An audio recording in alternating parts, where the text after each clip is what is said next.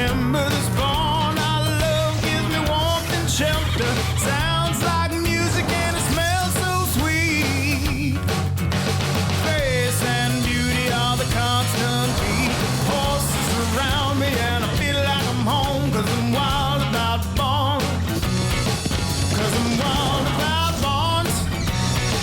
'Cause I'm wild about barns. Wild about barns. I grew up with horses, riding hunter jumpers at a training facility near my home. I loved riding at the barn, but I really wanted to have my horses in my own backyard where I could nurture and care for them.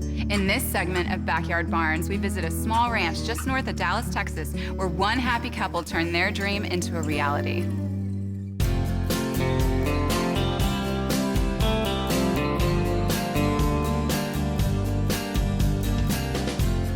I love barns so much. I actually got married in a barn. My husband and I got married in a barn just close to our house. Dave and Pamela McCarthy are celebrating nearly a decade of country living at their ranch. It was horses and children that brought them together. Our whole family rides. We wanted to have at least 3 or 4 horses so that the whole family could get together and ride.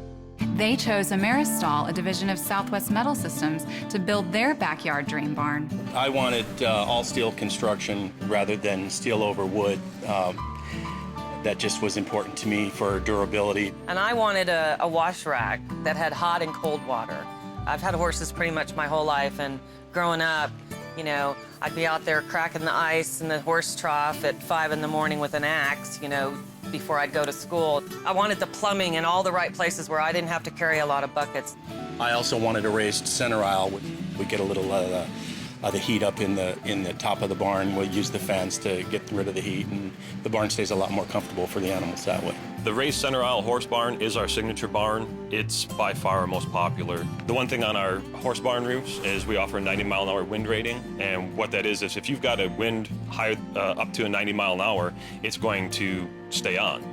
The Gable Raised Center Aisle Barn has an insulated roof, 4 12-by-12 stalls, a 16-foot center aisle, a wash rack with hot and cold running water, and a tack room with tile floors and granite countertops. With your wall lights, you're going to let in all the natural light from the daytime.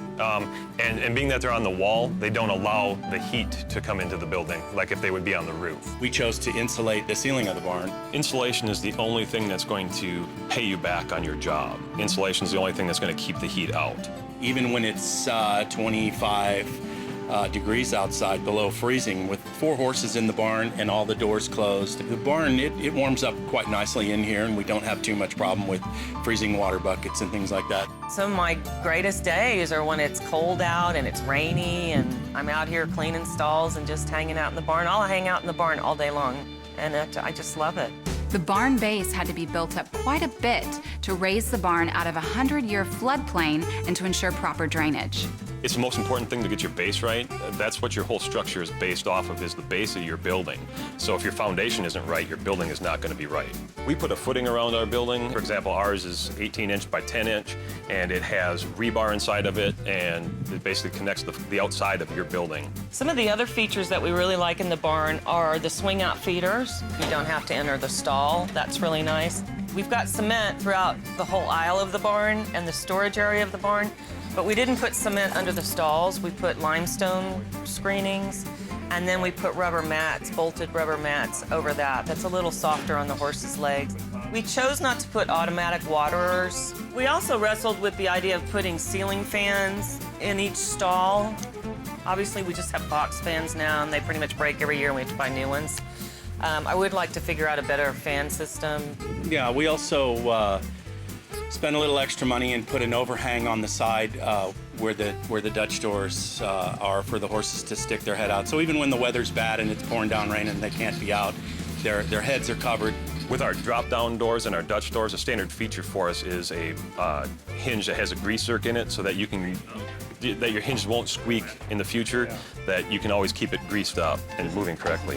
One of the problems we had with the Dutch door is that the horses, you know, bored or impatient or whatever, they'd start kicking the bottom, and then the metal part at the bottom kept kind of getting dented and coming up, and the horses kept getting cut on their feet. So we put a big panel with lots of screws at the bottom of that, so even when they kick now, they can't bring that metal part up, and that's really saved us a lot in getting the horses injured. We had this barn here, what, maybe 3 or 4 months? 3 okay, months. so we had it like 3 or 4 months, right? We're getting used to it, and it's really great. But the flies were unbearable. So Dave just one day came home and said, honey, I discovered this fly spray system. I think we ought to put it in. And we did, and I'm not kidding you. I mean, we're in here doing this interview right now, and you're not getting eaten up by flies, right? It's fantastic. I think also the neighbors appreciate it. Yeah, that's true. They do. Stay tuned for more Wild About Barns. Wild about barns. We spent a lot of time with the builder designing where we wanted to put things like electrical outlets, water faucets, and things like that. And, you know, obviously to meet city codes, all the electrical had to be run through steel conduit and so on and so forth. But we were able to put a electrical outlet over every stall, in the grooming area, in the wash rack, plenty of outlets in the tack rooms. Because I also had to have a really nice stereo system, so I had music while I was out here grooming the horses. Yeah, Music's very important to me. It seems satellite TV's coming next, but I'm fighting that off. The McCarthys wanted more land, but they also wanted a first-class school district for their 3 daughters. So they made the most of their 3-acre plot. We really laid out the property the most functional way that we knew we were going to use it. So we knew we needed a round pen for training. We knew we wanted a riding arena. And then we wanted a proper place where the horses could pretty much stay in the back. And then also we wanted a separate paddock. Our challenges are like anybody else's. In the winter, the challenge is mud. In the summer, the challenge is weeds. And it seems the weeds and the grass grow the best in the arena where we don't want it, and not in the turnout where we do want it. There's nothing better when you've had a hard day and you're just tired and you just want to be out with nature and listen to the woodpeckers and the birds and the owls and roosters. We have it all out here. We both own our own businesses. I travel a lot internationally as well. After a long flight, get home, come out to the barn, spend some time with the animals, spend some time hanging out with my wife. The kids come over, and we do horsey things. I just love getting on my horse and going on a trail ride. It just clears my mind, and it just makes me very, very happy.